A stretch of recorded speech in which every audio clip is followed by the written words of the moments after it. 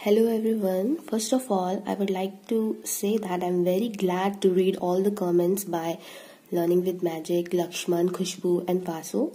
Thanks to all for keeping me motivated with such a beautiful comments. So today the distribution that I am going to discuss with you is Bernoulli distribution.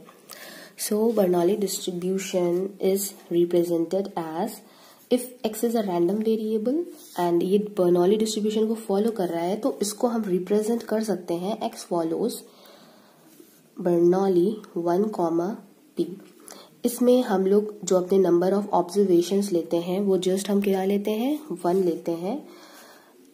जो हमारा x है, अब हम इसका अगर distribution function लिखें that is इसका जो पीडीएफ लिखेंगे तो वो कुछ इस तरह से होगा p to the power x 1 minus p whole to the power 1 minus x। यहाँ पे हमारा जो x है वेरिएबल वो क्या वैल्यूज लेगा, x इज इक्वल टू 0 लेगा और क्या लेगा 1 लेगा। ओके, सो 0 और 1 लेगा। तो अब ये जो पीडीएफ है इसका अगर कोई भी अदर वैल्यू आती है तो उस पर हमेशा ये क्या लेगा, वैल्यू 0 लेगा। जो हमारा P है प्रोबेबिलिटी ऑफ सक्सेस वो लेता है हमारी वैल्यू 0 से 1 और जो Q है वो भी हमारा सेम 0 से 1 के बीच में ही लाई करता है। ठीक है, तो अब हम इसका क्या निकालेंगे, सेम इसका हमें मीन पता होना चाहिए, वेरिएंस पता होना चाहिए, मूवमेंट्स पता होने चाहिए और इसकी हमको प्रॉपर्टी पता होनी चाहिए।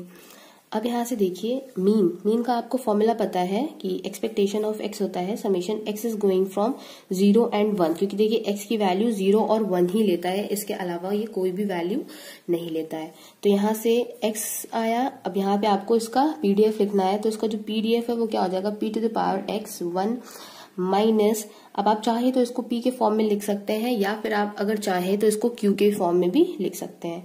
तो हम इसको इसके फॉर्म में लिखते हैं, फिर देखते हैं हमें चेंज करना है कि नहीं। ओके, सो यहां से देखिए आप अगर इसको सॉल्व करेंगे, आप x की वैल्यूज आपको रखनी है। तो x की वैल्यू जब आप पहले टर्म में रखेंगे तो 0, जब 0 सबसे मल्टीप्लाई होगा तो ये पूरा फर्स्ट टर्म 0 हो जाएगा। देन आपको x की जगह पे क्या रखना है, 1 रखना है। 1 into p to the power x, तो p टू द पावर 1 हो जाएगा आपका। 1 minus p to the power, जब यहाँ पे 1 रखेंगे 1 माइनस 1 तो ये टर्म भी आपका 0 हो जाएगा। तो सिंपल आपके पास p बचेगा। दैट मीन्स बर्नौली डिस्ट्रीब्यूशन का जो मीन है वो आपका आ गया p। अब इसके बाद आपको क्या निकालना है, इसके बाद आपको वेरिएंस निकालना है। तो वेरिएंस निकालने से पहले हम लोग क्या निकाल लेंगे, एक्सपेक्टेशन ऑफ एक्स स्क्वायर। तो सेम एज यहाँ से x is equal to 0 to 1 x square हो जाएगा। देन यहाँ पे इसका पीडीएफ हम प्लेस कर देंगे 1 minus p to the power 1 minus x. अब देखिए सेम एज x की वैल्यू 0 रखेंगे तो फर्स्ट टर्म इसका 0 हो जाएगा। देन 1 जब हम रखेंगे तो ये हमारा क्या हो जाएगा, सेकेंड टर्म इसका हो जाएगा 1 into p to the power 1, ये भी आपका क्या हो जाएगा, 0 आ जाएगा। सो यहाँ से जो आपकी x स्क्वायर की वैल्यू आई है वो भी आपकी क्या आ जाएगी, p आ जाएगी। नाउ अब आपको इसका वेरिएंस निकालना है। तो वेरिएंस का फॉर्मूला होता है expectation x square minus expectation of x का होल स्क्वायर। तो यहाँ से जब आपने वैल्यू रखी तो ये आपका आ जाएगा p minus p whole square. आप अगर इसको यहाँ से कॉमन ले लेते हैं p को तो यहाँ पे आ जाएगा 1 minus P, and 1 minus p को हम लोग क्या लिख सकते हैं, q लिख सकते हैं, क्योंकि हमें पता है कि p प्लस q जो होता है उसका सम हमेशा 1 होता है। Probability of success plus probability of failure is always equals to 1। So यहाँ से जो आपका वेरिएंस है वो क्या आ गया, p q। अब देखिए इसके नेक्स्ट हमें निकालना होगा इसका MGF। देखिए सारे जितने भी डिस्ट्रीब्यूशंस हैं वो हम इसको सेम पैटर्न पे ही करेंगे, तो आपको सीक्वेंस एक बन जाएगा माइंड में, तो आपको ये सब चीजें याद रहेंगी। अब नेक्स्ट है हमारा इसका MGF। तो MGF का फॉर्मूला आपको पता है, expectation e to the power tx, then summation range of x आपका जा रहा है 0 to 1। यहाँ पे x होता था तो हम समेशन के बाद देखिए x लिखते थे, x स्क्वायर होता था तो x स्क्वायर। अब यहाँ e to the power tx है तो e to the power tx लिखेंगे इनटू pdf। तो इसका pdf है p to the power x 1 minus p to the power 1 minus x। तो यहाँ से देखिए अब हम वैल्यूज रख देते हैं। x की वैल्यू जब हम इसमें 0 रखेंगे तो यहाँ से ये आपका टर्म क्या बन जाएगा, ये आपका टर्म हो जाएगा 1। फिर यहाँ पे x की वैल्यू 0 रखेंगे तो किसी भी चीज की पावर 0 होती तो वो भी 1 ही आता है। और अगर हम यहाँ पे x की वैल्यू 0 रखते हैं तो हमारा ये क्या बच जाएगा 1 माइनस पी। देन हम 1 रखेंगे, 1 रखने पर ये e to the power t बचेगा, यहाँ पे 1 रखा तो ये p बचेगा और ये वाला टर्म हमारा 1 हो जाएगा क्योंकि 1 minus p to the power यहाँ से 0 हो जाएगा। अब इसको हम लिख सकते हैं 1 माइनस पी को q प्लस ये p है हमारा और e to the power t, total हमारे पास ये बचता है। तो यहाँ से जो हमारा mgf हो गया वो क्या आ गया q plus p e to the power t। अब mgf आपको पता चल गया है तो यहाँ से आप लोग इसका कैरेक्टरिस्टिक फंक्शन जो होता है phi xt उसको भी फाइंड कर सकते हैं। तो यहाँ पे आप क्या करेंगे q plus p e to the power, characteristic function में i के साथ t के साथ क्या आ जाता है i आ जाता है, तो ये हो जाता है आपका कैरेक्टरिस्टिक फंक्शन। अब आपको प्रोबेबिलिटी जनरेटिंग फंक्शन निकालना है तो मतलब वो हमारा क्या होता है gxt। बुक में इसको अलग रिप्रेजेंटेशन इसका दिया गया है, आई थिंक वो pxt के फॉर्म में दिया है, आप चाहें तो उस फॉर्म में भी इसको रिप्रेजेंट कर सकते हैं, अदरवाइज इस फॉर्म में भी आप इसको रिप्रेजेंट कर सकते हैं। सो यहाँ से अब हम क्या करेंगे mgf में ही देखते हैं कि q है plus p e to the power, जो हमारा t होता है उसको हम क्या लिख देते हैं सिंपल t लिख देते हैं। तो ये हो गया आपका प्रोबेबिलिटी जनरेटिंग फंक्शन। अब देखिए कुछ फिजिकल कंडीशंस होती हैं बर्नौली डिस्ट्रीब्यूशन की और बाइनोमियल डिस्ट्रीब्यूशन की, दोनों ही सेम होती हैं, तो वो आपको पता होनी चाहिए।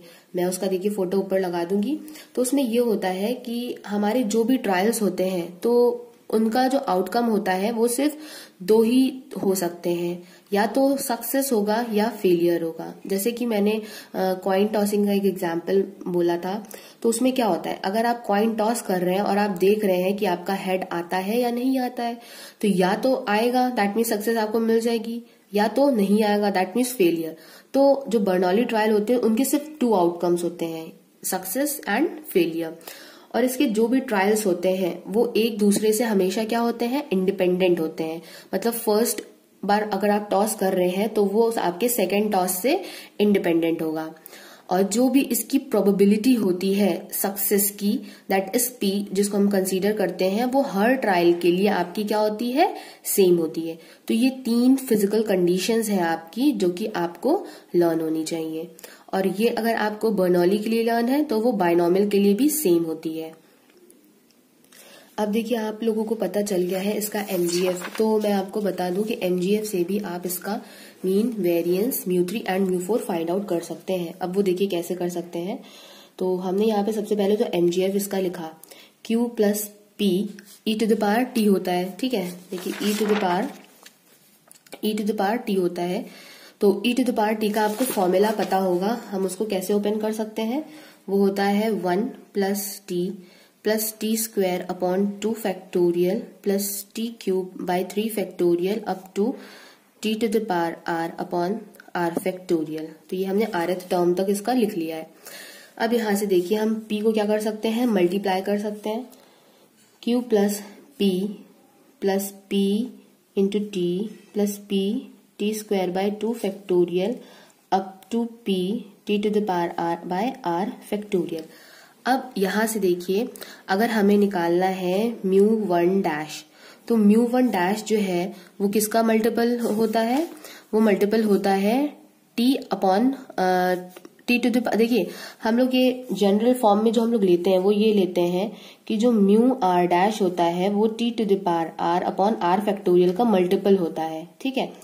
तो यहाँ से देखिए अगर हम लोग 1 ले रहे हैं तो दैट मीन्स μ1 डैश जो है वो किसका मल्टीपल होना चाहिए t अपॉन 1 फैक्टोरियल। तो t अपॉन 1 फैक्टोरियल ये यहीं पे आ रहा है, तो यहाँ से इसका मल्टीपल क्या है p है, तो यहाँ पे हमने p लिख दिया। दैट मीन्स जो हमारा मीन था वो p आ गया। अब देखिए आपको वेरिएंस निकालना है, तो वेरिएंस निकालने से पहले आप ये निकाल लीजिए कि μ2 डैश का कौन सा मल्टीपल है। तो μ2 डैश का यहाँ पे मल्टीपल कौन सा हो जाएगा, μ2 डैश का यहाँ से आप देख सकते हैं टी स्क्वायर अपॉन 2 फैक्टोरियल, तो टी स्क्वायर बाय 2 फैक्टोरियल का मल्टीपल है p, तो यहाँ से आपको μ2 डैश मिल गया। बट आपको वेरिएंस का फॉर्मूला इसके फॉर्म में पता होना चाहिए, तो वेरिएंस को हम लोग μ2 से रिप्रेजेंट करते हैं, तो μ2 से रिप्रेजेंट करते हैं तो जो फॉर्मूला होता है वो क्या होता है μ2 is equal to μ2 dash minus μ1 dash whole square, ये आपका वेरिएंस का फॉर्मूला होता है। अब अगर आपने इसमें वैल्यूज प्लेस कर दी तो μ2 डैश आपको पता है क्या है p है, μ1 डैश हमने निकाला p, तो यहाँ पे p का स्क्वायर हो जाएगा, p का ये स्क्वायर हो गया आपका, तो तो अब जब आप p कॉमन निकालेंगे तो ब्रैकेट में 1 माइनस पी बचेगा, तो 1 माइनस पी को आप क्या लिख सकते हैं, q लिख सकते हैं। तो देखिए यहाँ से आपका जो वेरिएंस है वो क्या आ जाता है, पी क्यू आ जाता है। अब आपको यहाँ से क्या पता होना चाहिए, μ3 पता होना चाहिए।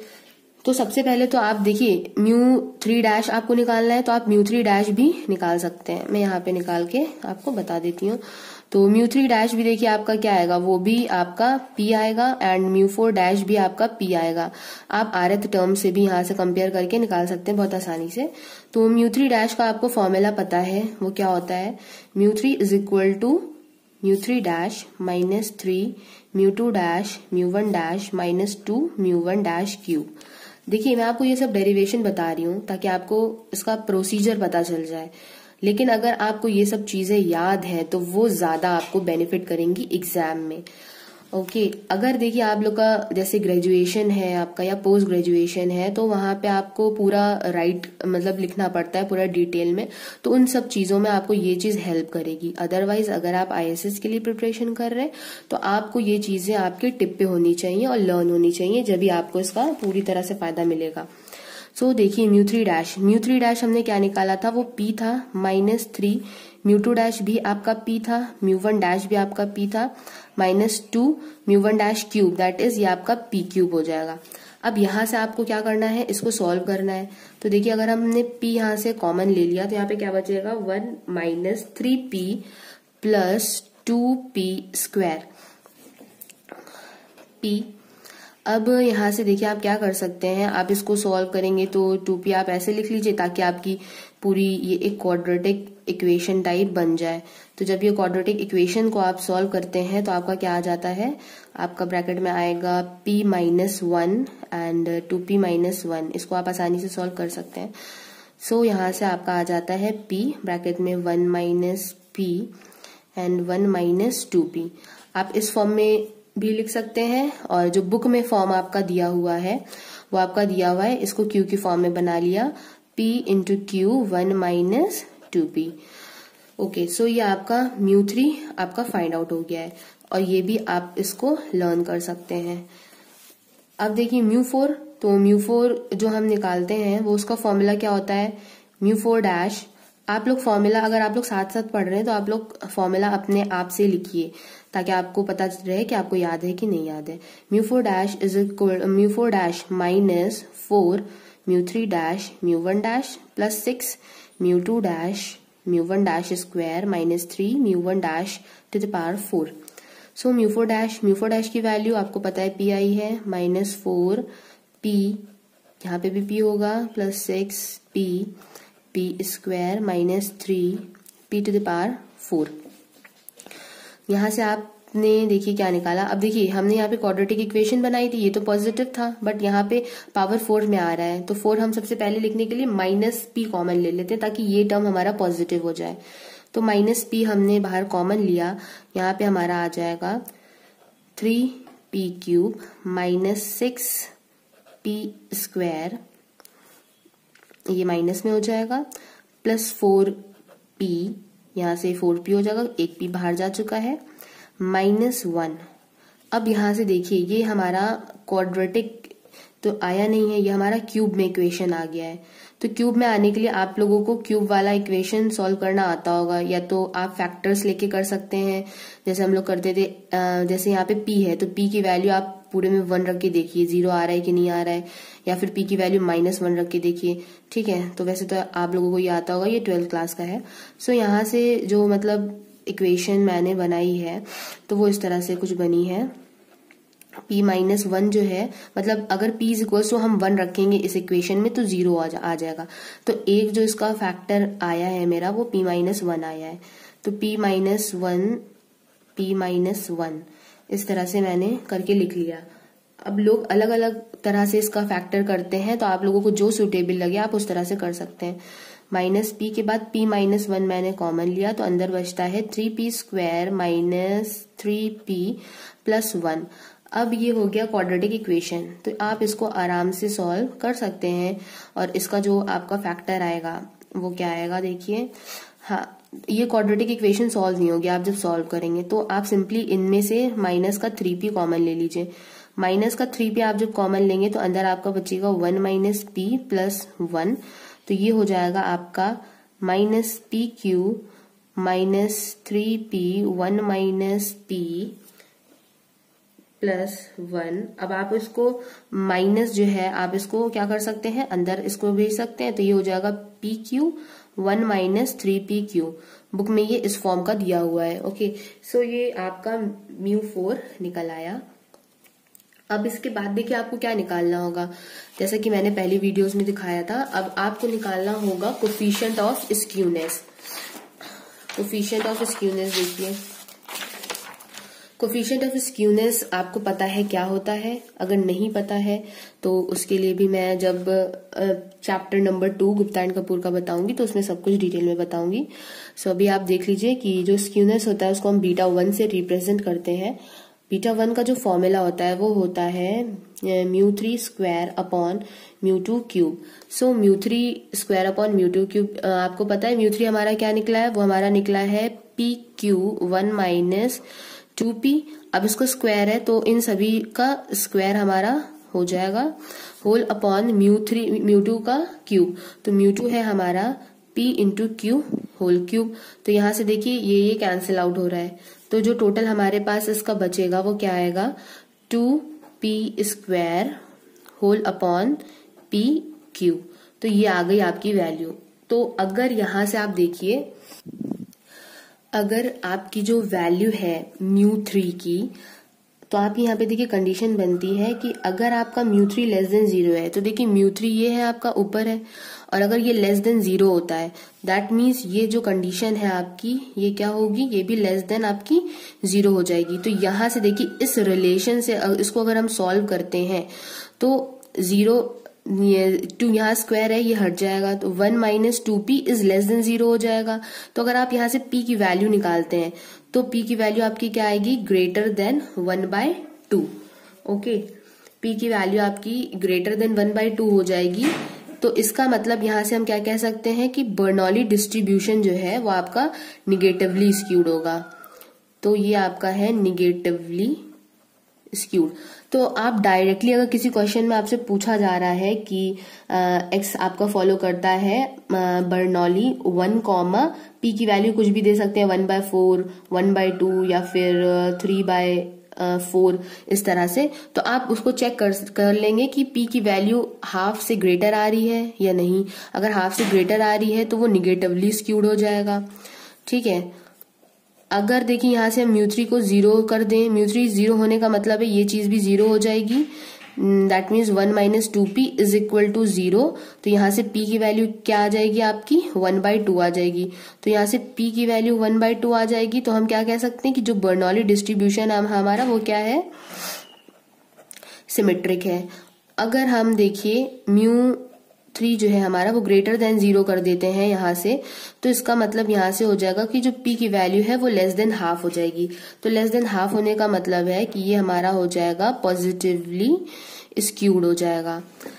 ठीक है, तो यहां से आपको ये कंडीशंस पता चल गई। अब देखिए आप कर्टोसिस भी देख लीजिए, उसके बाद मैं आपको एक क्वेश्चन बता देती हूँ।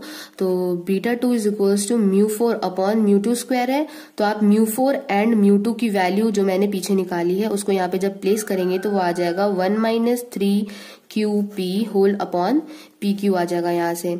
तो अब इसको देखिए आपको ये हमने μ3 के फॉर्म में दिया है। अब आपको एक फॉर्मूला और आपने अगर चैप्टर 2 पढ़ा होगा तो उसमें है ये कि हम इसको γ2 के फॉर्म में भी लिख सकते हैं। तो γ2 इज इक्वल टू क्या होता है, β2 माइनस 3 होता है। तो हम इसको जाके 0 से कंपेयर करते हैं, नहीं तो अगर हम लोग गामा के फॉर्म में नहीं ले रहे हैं तो हम लोग β2 की वैल्यू जो है वो 3 से कंपेयर करते हैं कि β2 ग्रेटर देन 3 है। अगर जैसे यहाँ पे हम लोग देखिए 0 से कंपेयर कर रहे थे, क्योंकि स्क्यूनेस जो होती है वो हमेशा 0 के कंपेरिजन में ही β1 को शो करता है।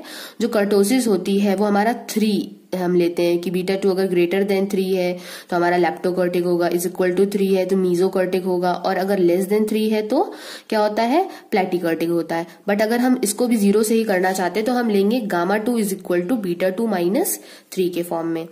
तो अगर देखिए γ2 को हम लोग क्या कर दें, लेस देन 0 कर दें, तो अब यहाँ पे आपको बीटा की वैल्यू, ये जो β2 की वैल्यू है ये यहाँ पे प्लेस करनी पड़ेगी और सॉल्व करना पड़ेगा यहाँ पे। फिर कुछ इस तरह का फॉर्म बनेगा जैसे यहाँ पे बना है, ठीक है। फिर उसके बाद वहां से आपको क्या पता चलेगा, पी क्यू के फॉर्म में पता चल जाएगा। तो पी क्यू अगर देखिए गामा हमारा लेस देन 0 है तो पी क्यू जो है हमारा वो 1 ग्रेटर देन 1/6 आएगा। आप चाहें तो इसे सॉल्व करके देख सकते हैं। मैंने देखिए इसको सॉल्व कर दिया, आप वीडियो को एक बार पॉज करके इसको देख सकते हैं। तो यहाँ पे देखिए गामा 2 की वैल्यू मैंने क्या लिखी थी, गामा 2 मैंने लिखा था कि बीटा 2 -3 होता है। तो देखिए यहाँ से मैंने बीटा 2 की वैल्यू लिखी, -3 मैंने लिखा। इसको जब सॉल्व किया तो ये गामा 2 की वैल्यू कुछ इस तरह से आ जाती है। इसके बाद देखिए अगर हम लेते हैं कि gamma 2 is greater than 0, that means this quantity will be greater than 0। तो यहाँ से क्या हो जाएगा 1 - 6 QP ग्रेटर देन 0। तो यहाँ से मैंने जब इसको सॉल्व किया तो यहाँ से QP इज लेस देन 1/6 आ गया। तो अगर गामा 2 ग्रेटर देन 0 है तो Q इंटू P जो है लेस देन 1/6 हो रहा है। अगर गामा 2 लेस देन 0 होगा तो ये टर्म ग्रेटर देन 1/6 हो जाएगा। तो देखिए यहाँ से यही हुआ, गामा 2 अगर लेस देन 0 है तो QP इज ग्रेटर देन 1/6 हो गया। अगर हमारा जो गामा 2 है ग्रेटर देन 0 होता तो हमारा PQ जो है वो लेस देन 1/6 हो जाता। अगर गामा 2 इज इक्वल टू हमारा 0 होता तो यहाँ से जो P इंटू क्यू है वो इज इक्वल टू 1/6 हो जाता। तो अगर देखिए QP हमारा ग्रेटर देन 1/6 आ रहा है तो इसका मतलब यहाँ से क्या हो गया कि जो हमारा डिस्ट्रीब्यूशन है वो हमारा क्या हो जाएगा, वो हमारा हो जाएगा प्लेटिकर्टिक। प्लेटिकर्टिक हो जाएगा। प्लेटिकर्टिक मतलब कि इसका जो स्लोप होगा वो बहुत ही ज्यादा फ्लैट टाइप होगा। अगर ये लेस देन पी क्यू की वैल्यू हमारी लेस देन 1/6 है तो हमारा जो डिस्ट्रीब्यूशन है वो कैसा हो जाएगा, लेप्टोकर्टिक हो जाएगा। लेप्टोकर्टिक मीन्स होता है कि इसका पीक जो है वो क्या होगा, बहुत ही ज्यादा हाई होगा और इस वर्टिकल लाइन के अबाउट ये सिमेट्रिक होगा। अगर P Q is equal to 1/6 है तो ये हमारा क्या हो जाएगा, मीजोकर्टिक। मीजोकर्टिक का मतलब होता है मीडियम, ना ही ज्यादा फ्लैट और ना ही ज्यादा पीक्ड। ओके, मीजोकर्टिक मतलब होता है मीडियम। तो ये आपके हो गए इसकी प्रॉपर्टीज कोफिशिएंट ऑफ स्क्यूनेस के थ्रू। अब देखिए इसका एक क्वेश्चन मैं आपको बता देती हूँ। क्वेश्चन आपका इस तरह से आ सकता है कि आपको दे दिया कि x कोई भी है रैंडम वेरिएबल जो कि फॉलो करता है बर्नौली 1,1/3 को, ठीक है। तो यहाँ से आपसे पूछा जाएगा कि इस डिस्ट्रीब्यूशन का आप बताइए स्क्यूनेस और कर्टोसिस क्या होगा। अब यहाँ से आपको पता है ये 1, P होता है तो P की वैल्यू यहाँ से आपकी है 1/3। तो 1/3 का मतलब होता है 0.33। ओके, सो अब आपको देखिए स्क्यूनेस चेक करनी है। तो आपको ये पता है ये स्क्यूनेस है, ये कर्टोसिस है।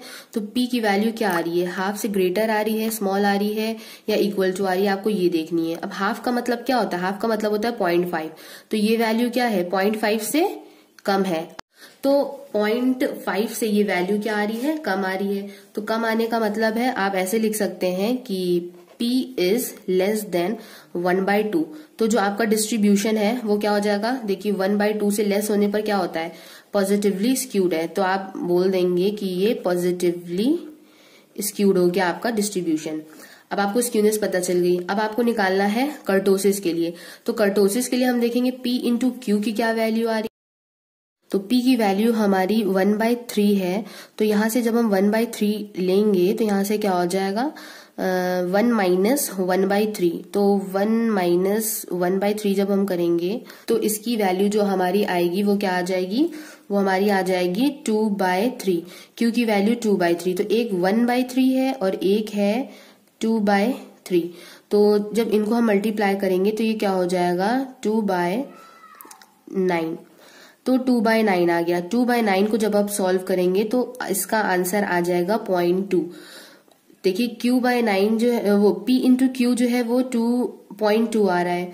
अब 0.6 को जब आप लोग डिवाइड करेंगे तो इसका आंसर कुछ आता है आपका 0.16 में। तो 0.1 इसका मतलब होता है कि ये 0.16 है। तो अब देखिए 0.2 बड़ा है कि 0.16, ऑब्वियसली 0.2 बड़ा है। दैट मीन्स PQ जो है वो 0.16 से ग्रेटर आ रहा है। तो यहाँ पे ग्रेटर आ रहा है इससे PQ। तो इसका मतलब कि जो हमारा डिस्ट्रीब्यूशन है वो क्या हो जाएगा, वो हो जाएगा हमारा प्लेटिकर्टिक। बस यहाँ पे कुछ इसी तरह से क्वेश्चंस हैं जो कि आपको एग्जाम में पूछे जा सकते हैं। तो इसके जो बाकी मेरे पास थोड़े बहुत क्वेश्चंस हैं मैं उसको सॉल्व करके फोटो लगा दूंगी। आप लोग उसको खुद से सॉल्व करने की कोशिश कीजिएगा और अगर आपको वो समझ में नहीं आता है तो अगेन मुझे आप कमेंट कीजिएगा, मैं फिर से आपकी प्रॉब्लम्स को सॉल्व कर दूंगी। So thank you for watching my video. Have a nice day.